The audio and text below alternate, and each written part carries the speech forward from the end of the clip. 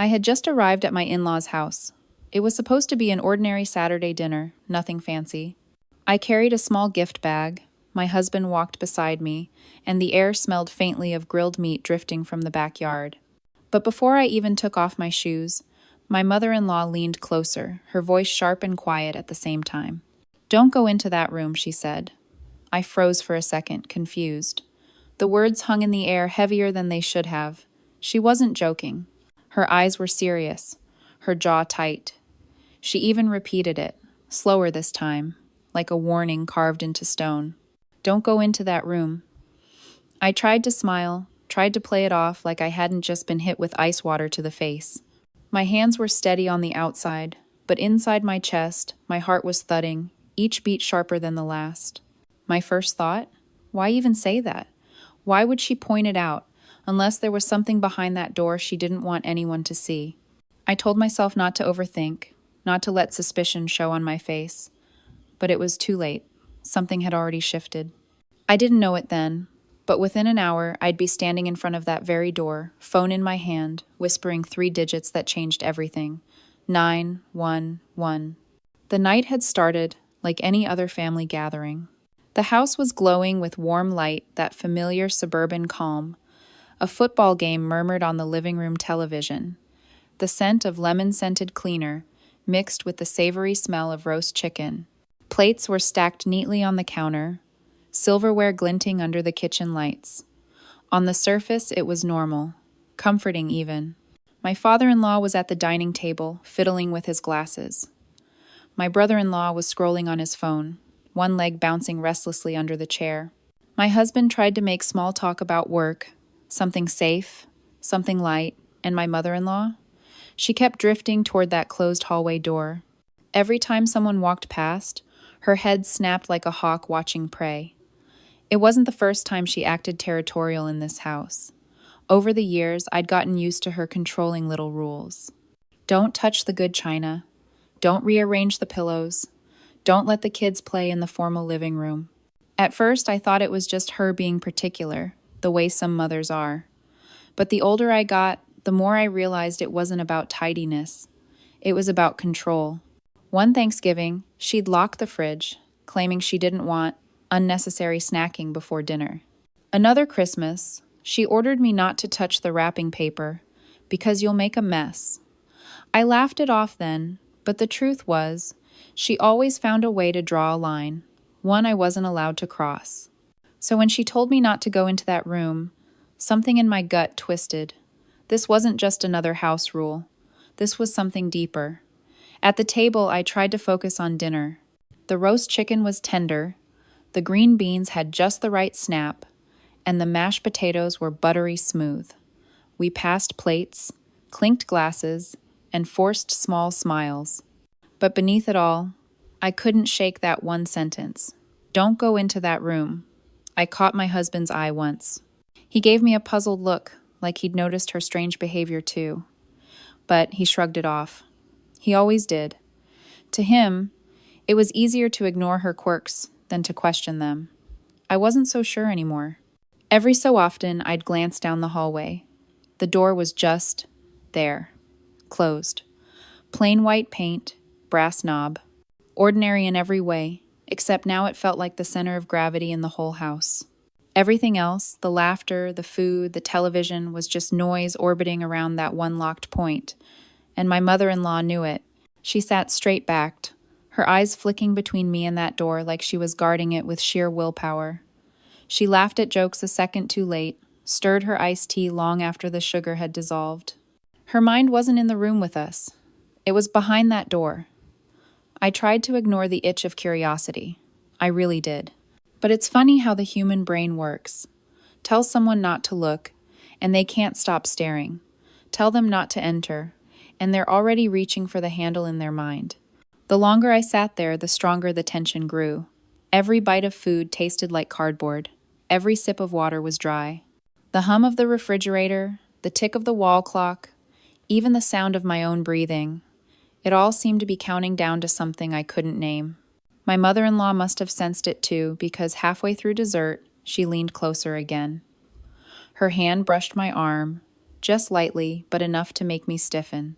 "Remember," she whispered, "stay out of that room." Her eyes were dark, unreadable. There was no warmth, no family pretense left in them. Just command, just fear. I nodded like I understood, but inside I was already making a decision. I wasn't going to stay out. Not this time. Not after all the years of being told where to sit, what not to touch, when to speak. Something was in that room, and I needed to know what. When dinner ended, everyone lingered with coffee, laughter rising and falling in uneven waves. I excused myself, saying I needed the restroom. My footsteps echoed down the hallway, each one heavier than the last. The air grew colder there. The smell changed, too. Less of roast chicken, more of something metallic, something stale. My hand brushed the wall as I walked, fingers trailing against the smooth paint. And then I was there, standing in front of the forbidden door. I hesitated for a moment, my hand hovering just inches from the knob. My heart pounded so loudly I was sure someone in the kitchen could hear it. I thought of my mother-in-law's warning, her eyes narrowing, her voice low. "Don't go into that room." But I did.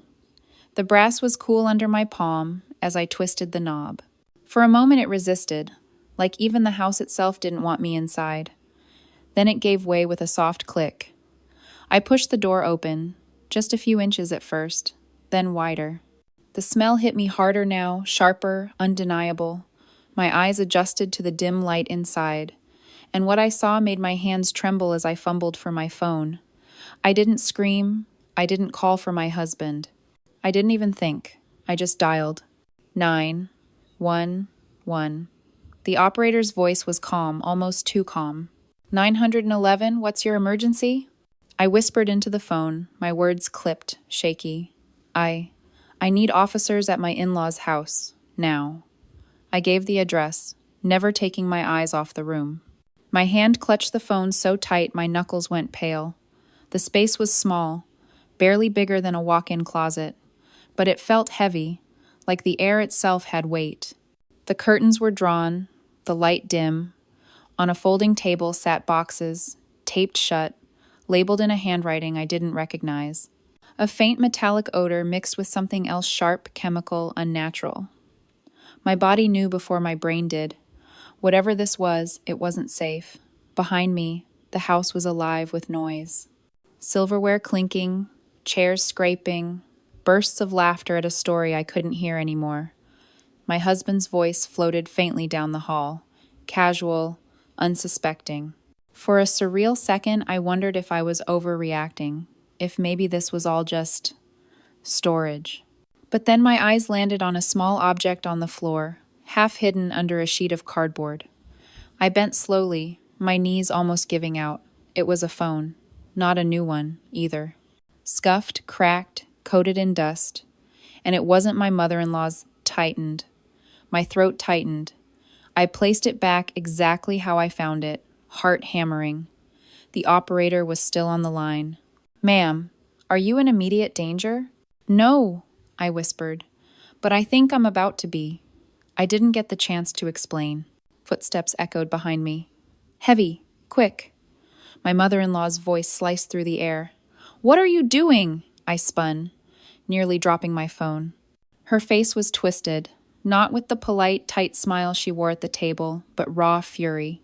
She lunged forward and slammed the door shut, pressing her back against it like she could erase what I had seen. "You had no right," she hissed. My breath shook as I forced my voice low. "Then why tell me not to go in? Why point it out?" Her eyes narrowed, lips trembling as if searching for words that wouldn't come.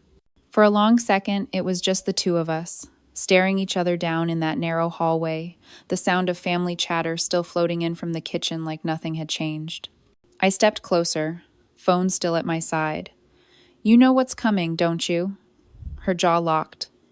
She didn't answer, but her silence told me enough. Minutes later, faint at first, then louder, came the wail of sirens. The flashing red and blue lights seeped through the front windows, bouncing across the walls like an uninvited guest. Chairs scraped, voices rose.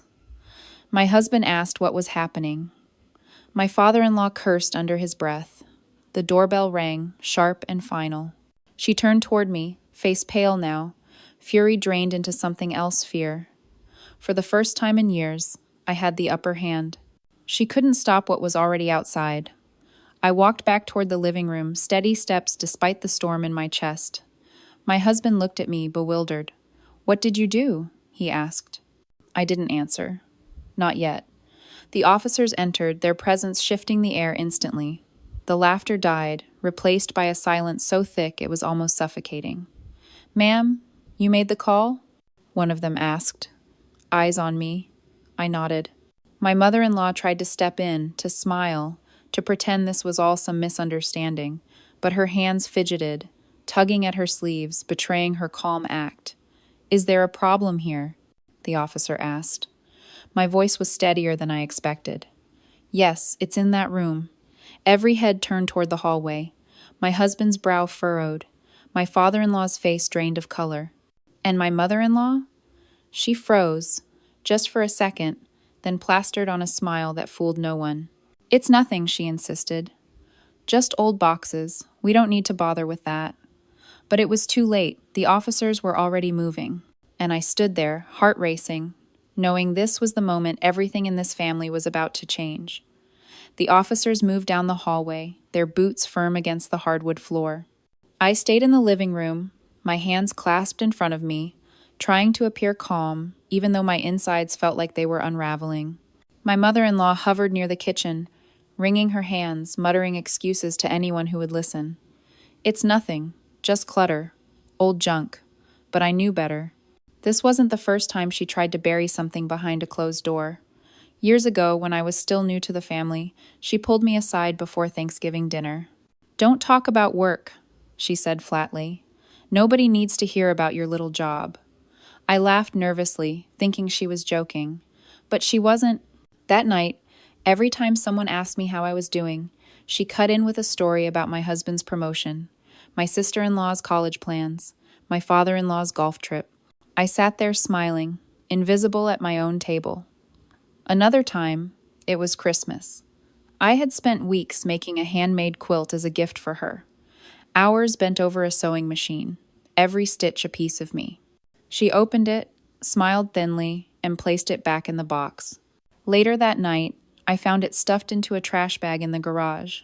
She told me she was saving space. That was her phrase. Saving space.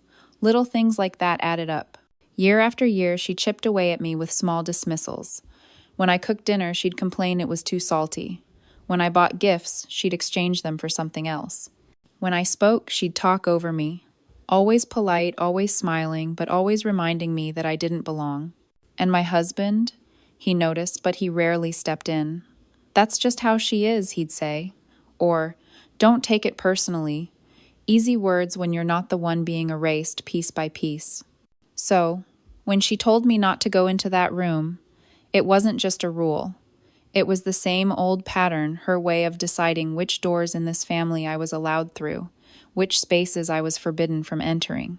Except this time, there was something more, something that made her voice shake.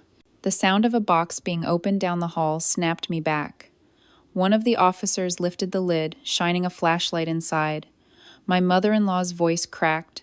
"Stop! You can't, those are private." Private. That word echoed in my head. Everything with her was private, hidden, untouchable.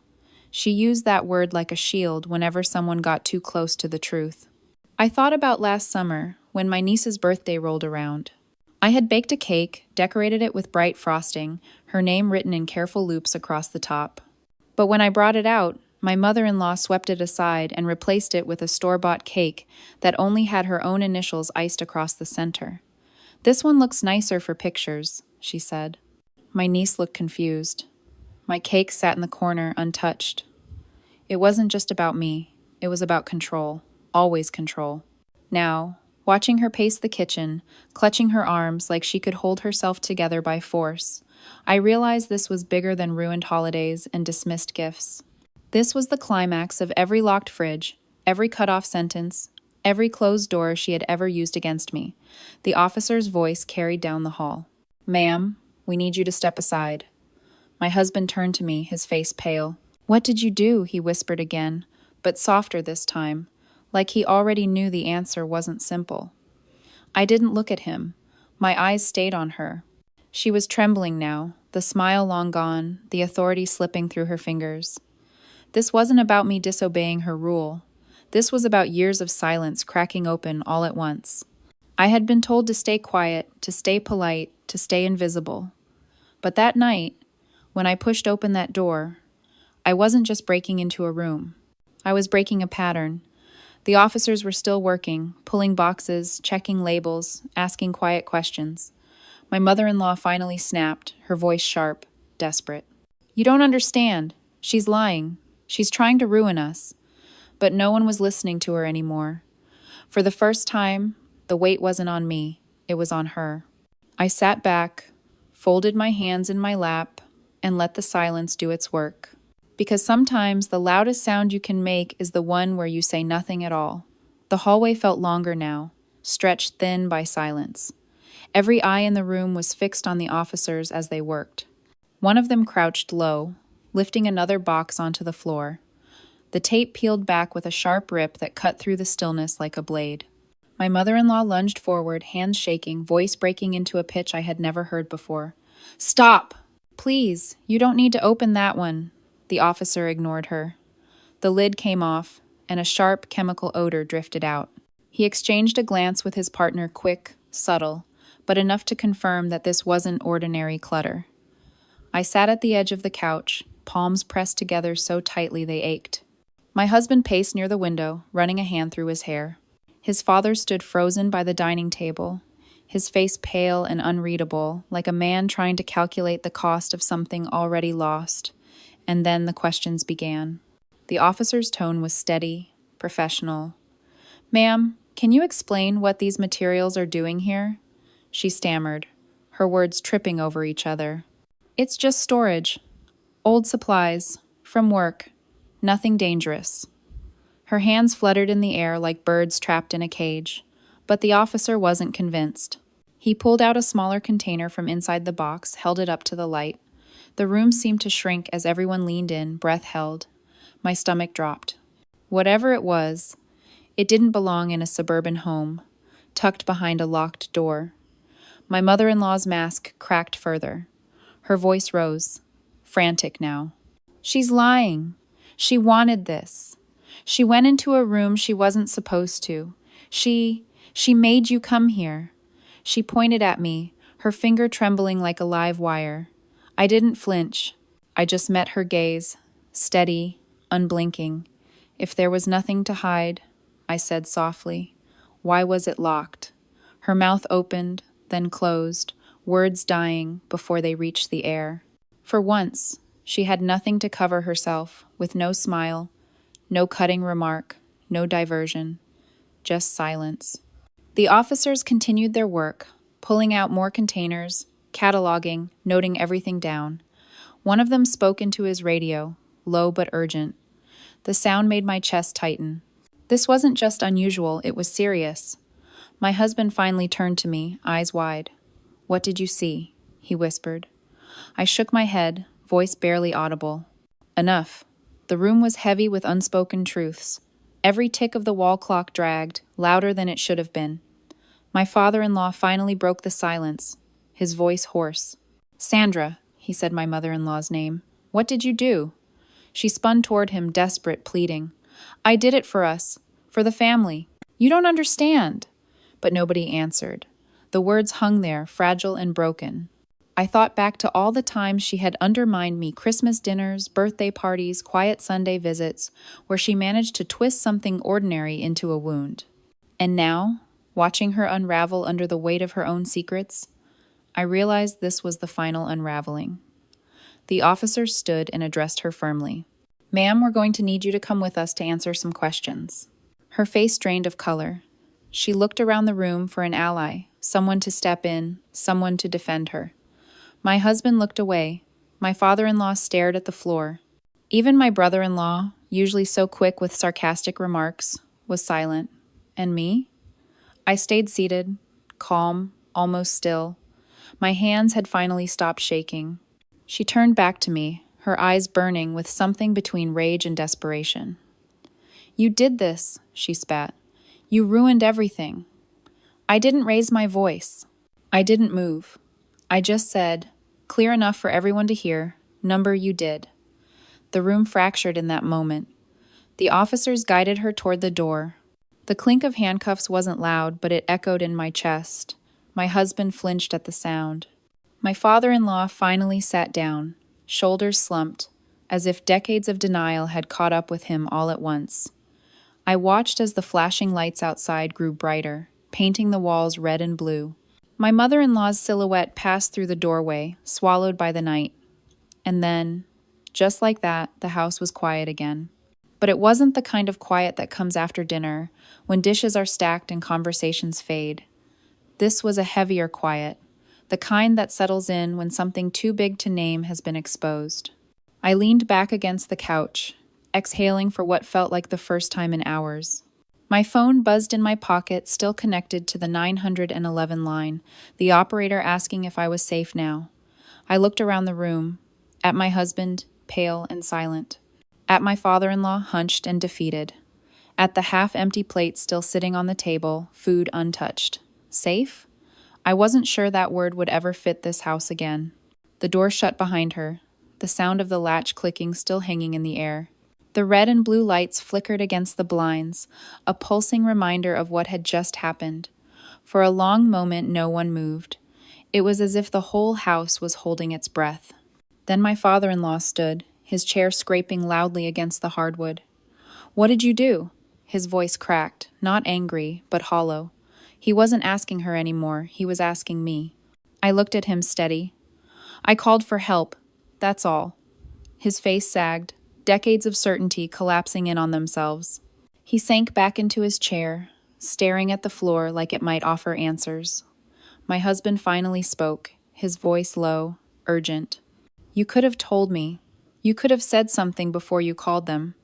His hands were balled into fists at his sides, not in anger at me, but in frustration at the whole crumbling scene. I turned toward him. "Would you have believed me?" He didn't answer. His eyes flicked to the hallway, to the door that had been opened, then back to me. His silence was enough.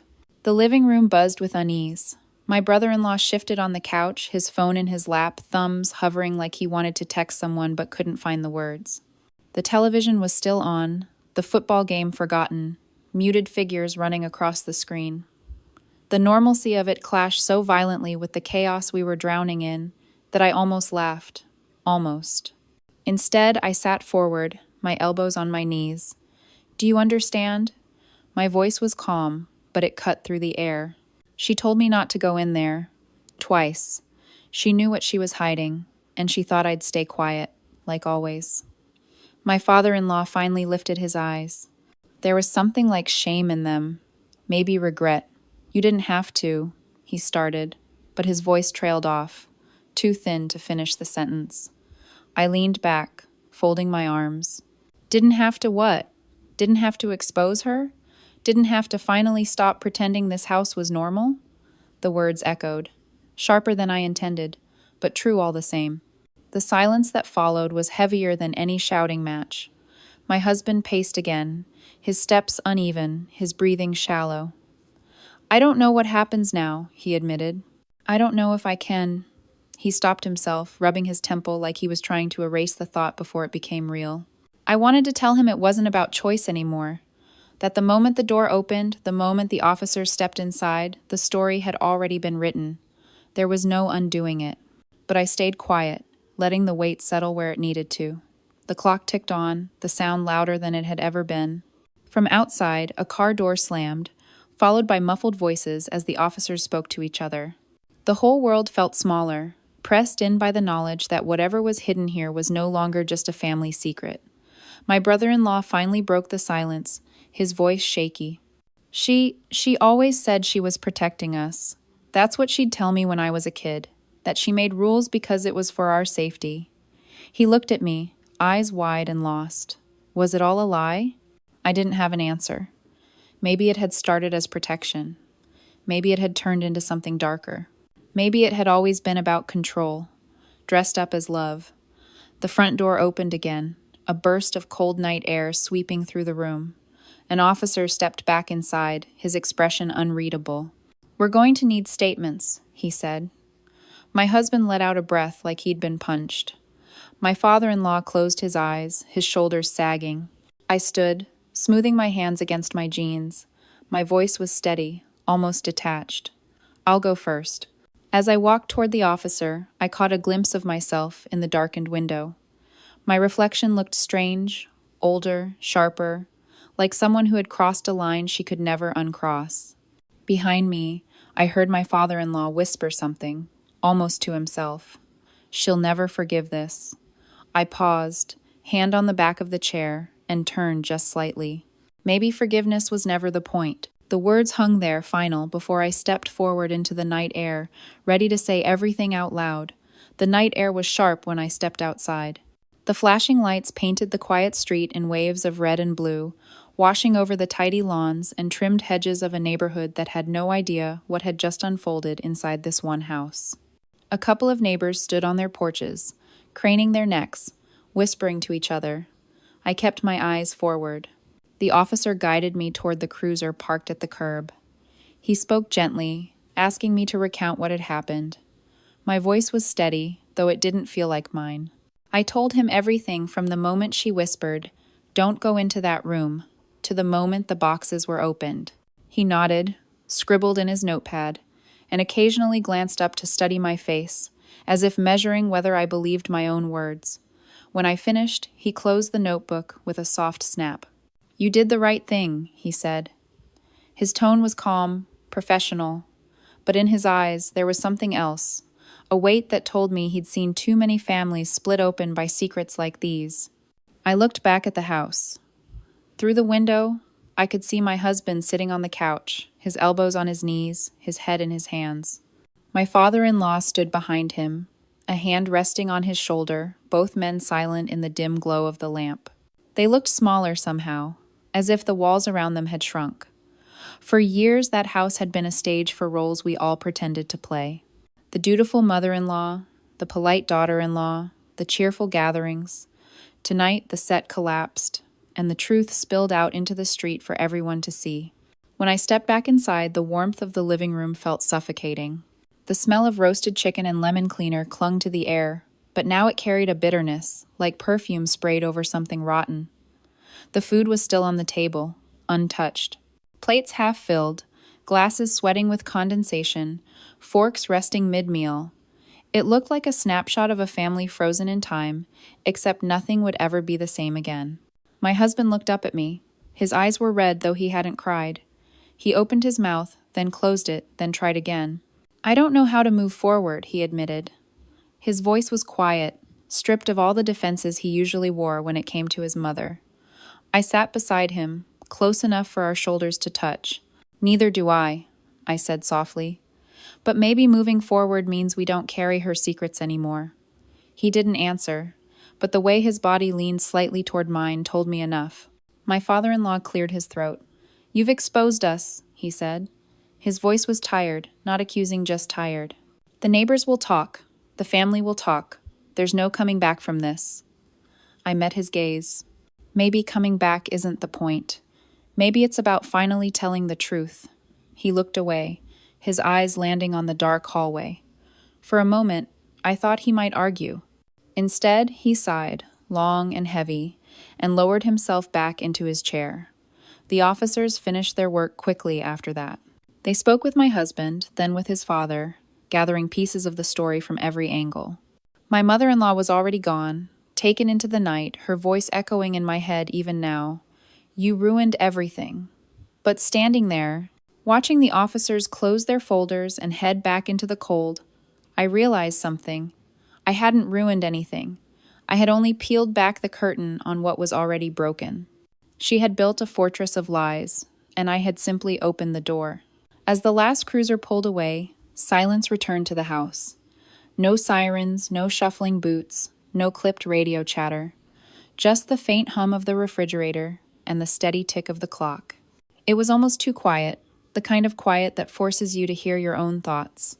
I walked down the hallway one last time, pausing at the open door. The room was nearly empty now, the boxes taken, the secrets removed. All that remained was the faint smell, the dust, the emptiness. It struck me then how ordinary the space looked, just four walls, a bare table, a window covered by curtains. If you didn't know better, you'd think it was just another spare room. But I knew better, and so did everyone else who had been here tonight. Back in the living room, I gathered my things. My husband stood slowly, his hand brushing against mine, a silent gesture that carried more weight than words could. My father-in-law stayed seated, staring at the floor as though it might tell him how to rebuild a life that had just cracked in half. I didn't say goodbye. I didn't offer comfort or apology. I simply walked to the door, opened it, and stepped outside. The night air was still cold, but it felt cleaner somehow, as if the truth had cleared something in the air that had been festering for too long. As I stood there, looking at the dark sky, I wondered what would happen next. Would my husband resent me for forcing this fracture? Would the family turn against me completely? Would she ever admit what she'd done, even now that it was out in the open? I didn't have those answers. All I knew was this: for the first time in years, I felt free. And as the door closed softly behind me, I thought, maybe she didn't realize what she truly lost tonight. Not control, not her secrets. She lost me. And I wasn't sure she'd ever get me back.